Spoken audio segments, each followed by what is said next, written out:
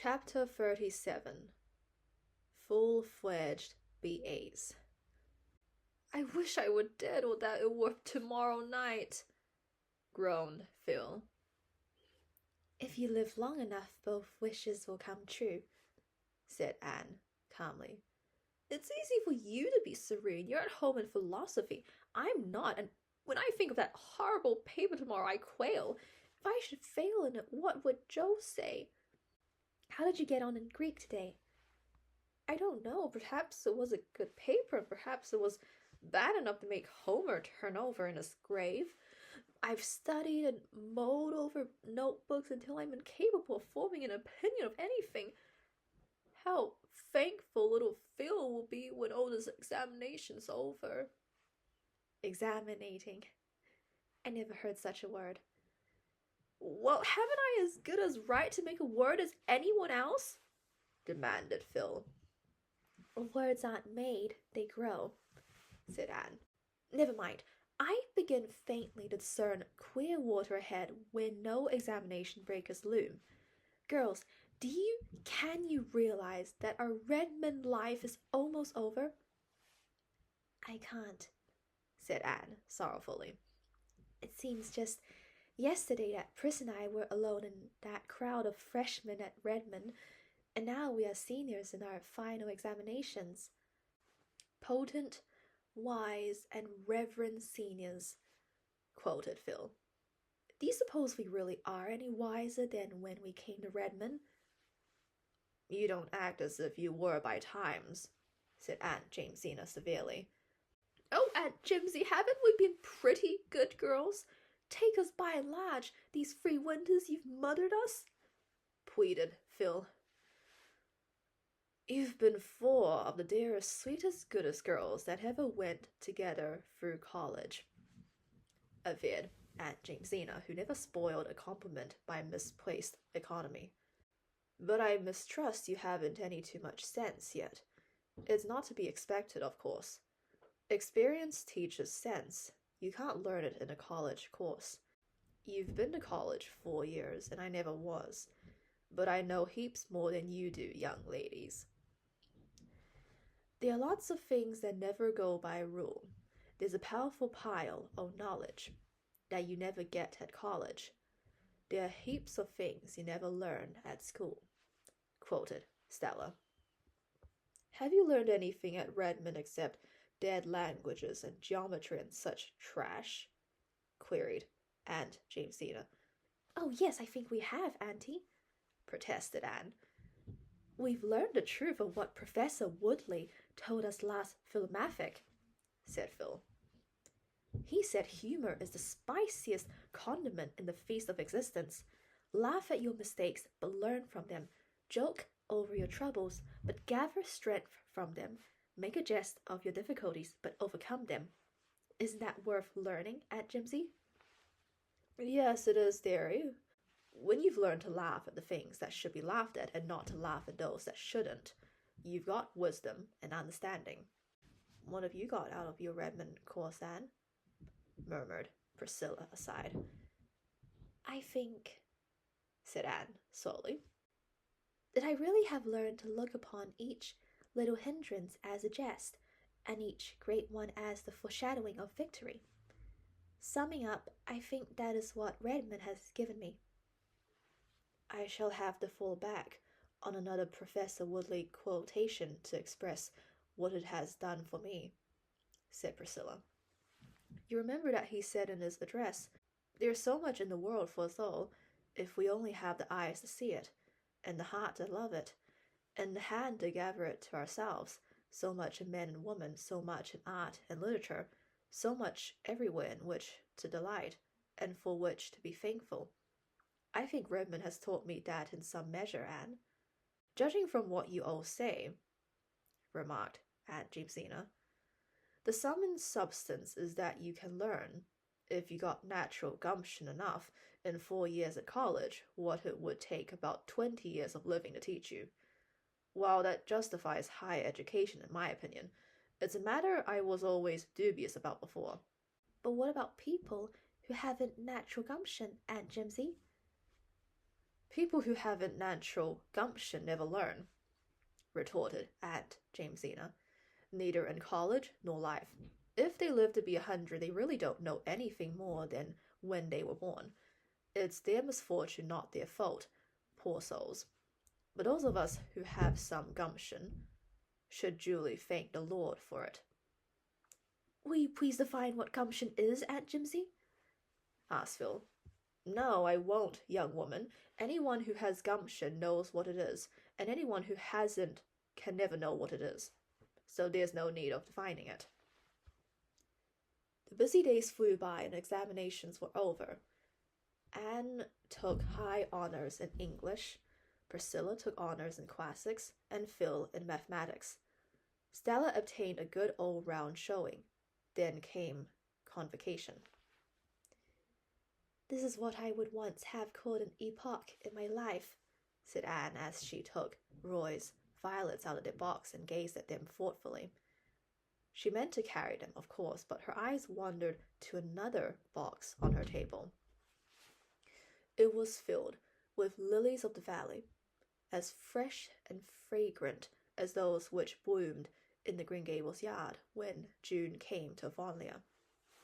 Gilbert Blythe's card lay beside it. Anne wondered why Gilbert should have sent her flowers for convocation.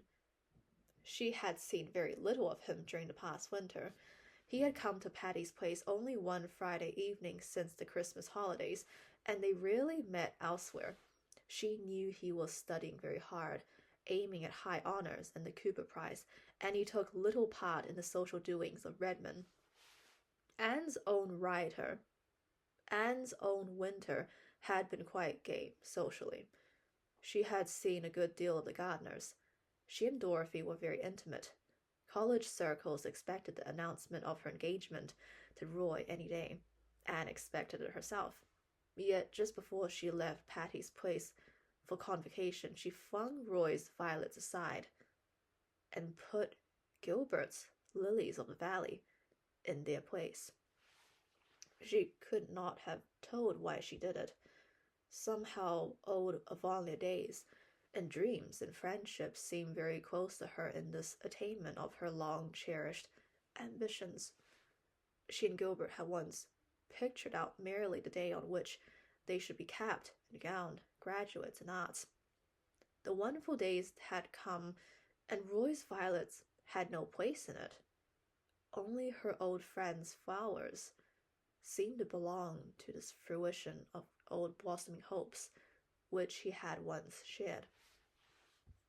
For years this day had beckoned and lured to her, but when it came, the one single keen, abiding memory left with her was not that of the breathless moment when the stately president of Redmond gave her cap and diploma and hailed her B.A. It was not. But when it came, the one single keen, abiding memory left her with was not that of the breathless moment when the stately president of Redmond gave her cap and diploma and hailed her B.A. It was not of the flash in Gilbert's eyes when he saw her lilies, nor the puzzled, pained glance Roy gave her as he passed her on the platform. It was not of Aileen Gardner's condescending congratulations, or Dorothy's ardent, impulsive good wishes. It was of one strange, unaccountable pang that spoiled this long expected day for her, and left in it a certain faint, but enduring, flavor of bitterness. The arts graduates gave a graduation dance that night. When Anne dressed for it, she tossed aside the pearl beads she usually wore and took from her trunk the small box that had come to Green Gables on Christmas Day. It was a thread-like gold chain with a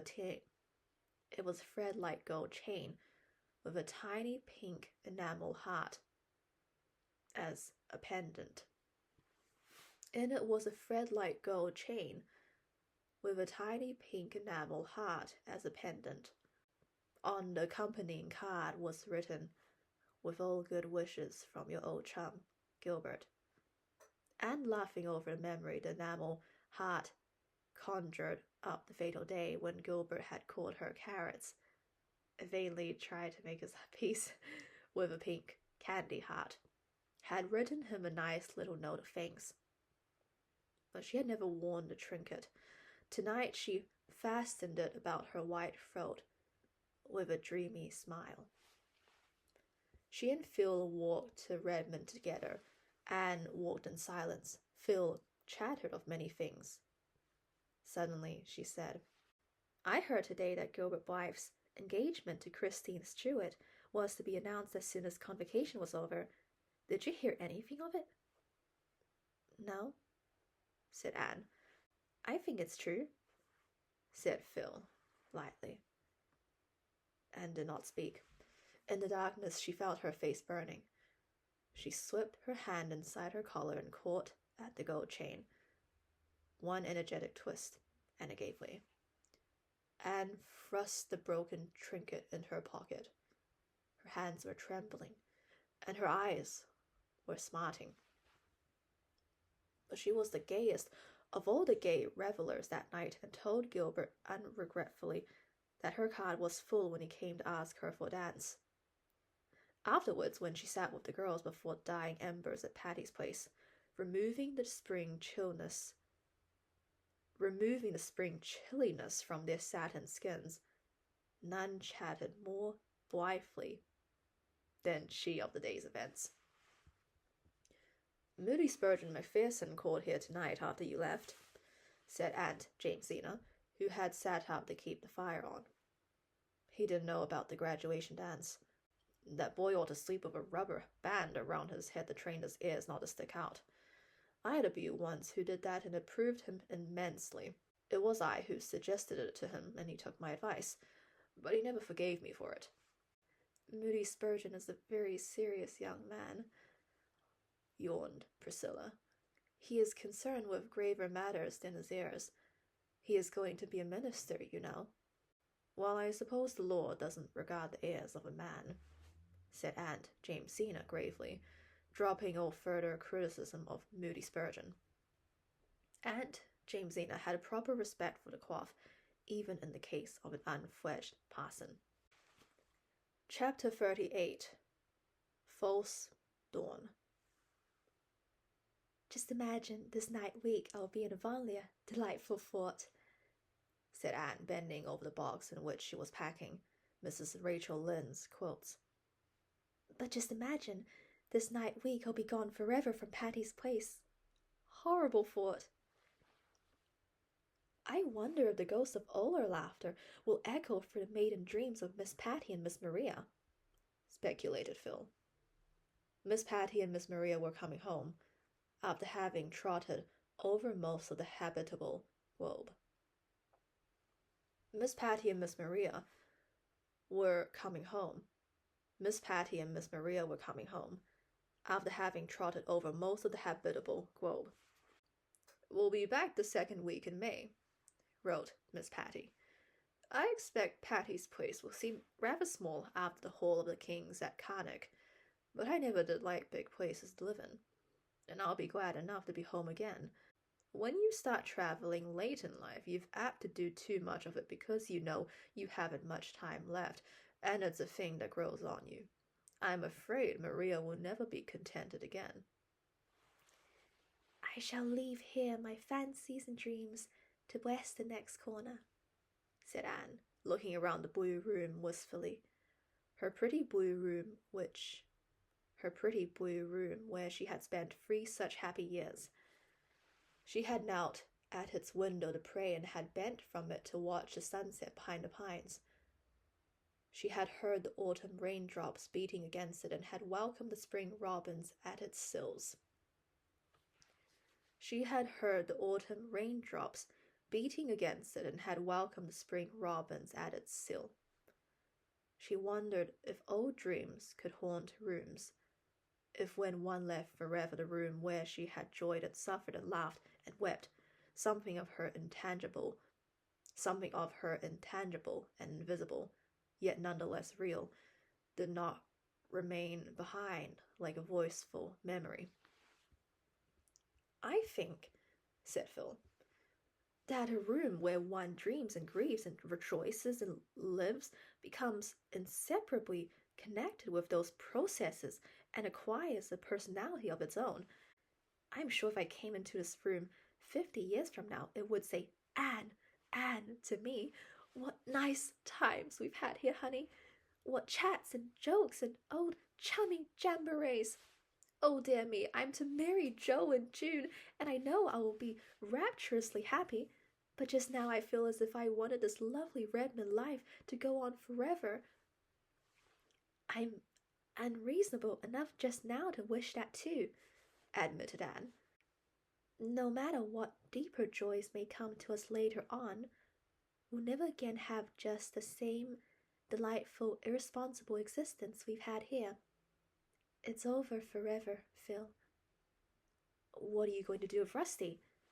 Asked Phil as that privileged pussy paddled into the room.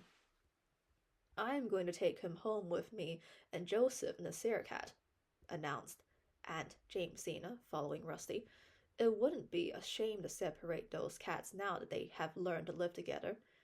It's a hard lesson for cats and humans to learn. I'm sorry to part with Rusty, said Anne regretfully, but it would be no use to take them to Green Gables.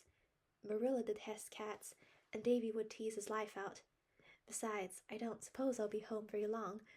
I have been offered the principalship of the Summerside High School. Are you going to accept it? Asked Phil. I haven't decided yet, answered Anne with a confused flush. Phil nodded understandingly. Naturally, Anne's plans could not be settled until Roy had spoken. He would soon. There was no doubt about it. And there was no doubt that Anne would say yes when he said, "Will you please?" Anne herself regarded the state of affairs with a seldom ruffled complacency. She was deeply in love with Roy. True, it was not just what she had imagined love to be, but was anything alive, Anne asked herself wearily, like one's imagination of it? It was the old diamond disillusion of childhood repeated, the same disappointment she had felt when she had first seen the chill sparkle instead of the purple splendor she had anticipated. That's not my idea of a diamond, she had said. But Roy was a dear fellow, and they would be very happy together, even if some indefinable zest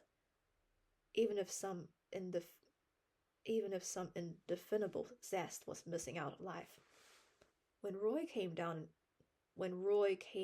that evening and asked Anne to walk in the park, everyone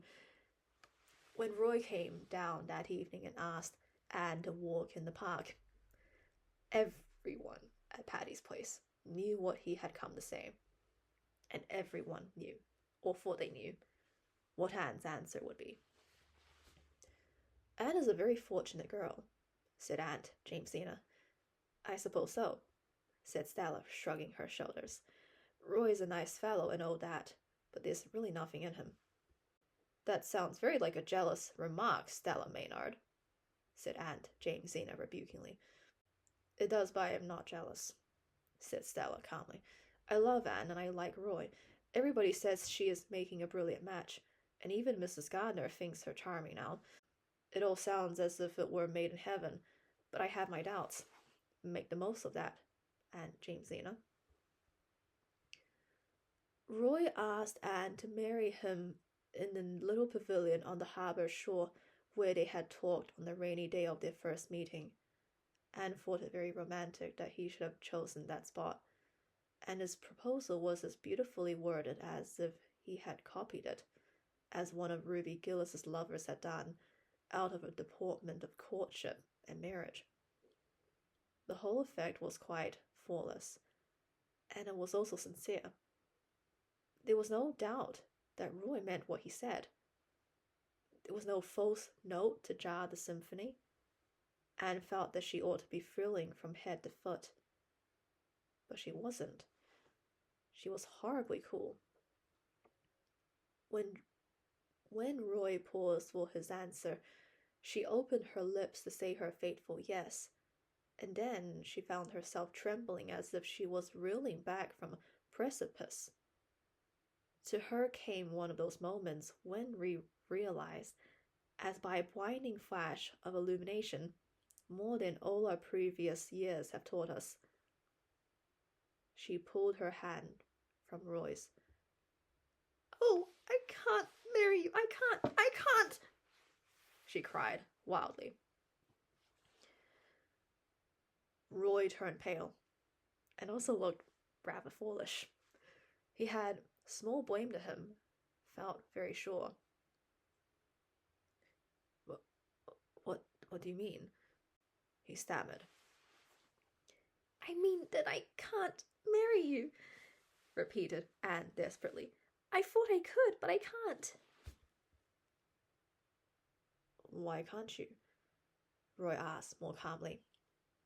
"Because I don't care enough for you." A crimson streak came into Roy's face. "So you've just been amusing yourself these 2 years?" he said slowly.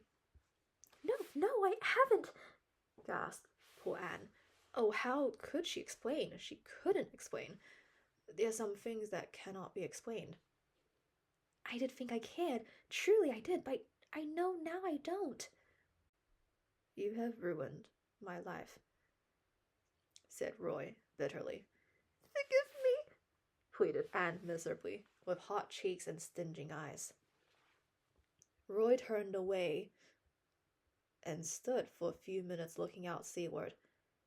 When he came back to Anne, he was very pale again. "You can give me no hope," he said. Anne shook her head mutely. "Then goodbye," said Roy. "I can't understand it. I can't believe you're not the woman I believe you to be. The reproaches are idle between us. You are the only woman I can ever love. I thank you for your friendship, at least. Goodbye, Anne." "Goodbye," faltered Anne. When Roy had gone, she sat for a long time in the pavilion, watching a white mist creeping subtly and remorselessly landward up the harbour. It was her hour of humiliation and self-contempt and shame. The waves went over her, and yet underneath it all was a queer sense of recovered freedom. She slipped into Patty's place in the dusk and escaped to her room, but Phil was there on the window seat. Wait, said Anne, flushing to anticipate the scene. "Wait till you hear what I have to say, Phil. Roy asked me to marry him, and I refused." You refused him?" said Phil, blankly. "Yes. Anne Shirley, are you in your senses?" "I think so," said Anne wearily. "Oh, Phil, don't scold me. You don't understand." "I certainly don't understand. You've encouraged Roy Gardner in every way for 2 years, and now you tell me you've refused him? Then you've just been flirting scandalously with him, Anne. I couldn't have believed it of you."